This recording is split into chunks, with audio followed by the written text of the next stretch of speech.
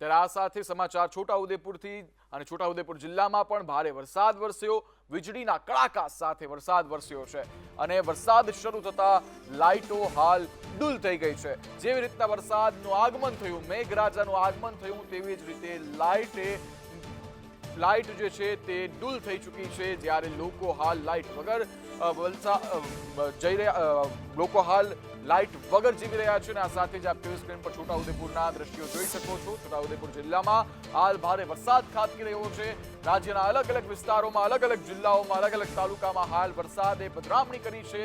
આ સાથે જ અલગ અલગ વિસ્તારોમાં ઠંડક પણ પ્રસરી છે અને સાથે જ લોકોના શ્વાસમાં રાહત પણ દેખાઈ રહી છે, કારણ કે જે ગરમી અને બફારાએ જે ત્રાહિમામ કરી દીધા હતા તે ત્રાહિમામથી હવે લોકોને રાહત મળશે, કારણ કે ગરમીના કારણે અનેક હીટ સ્ટ્રોકના કિસ્સાઓ સામે આવ્યા, અનેક લોકોના જીવ ગયા। ત્યારે હાલ આ ગરમીનો અંત વરસાદે લાવી દીધો છે।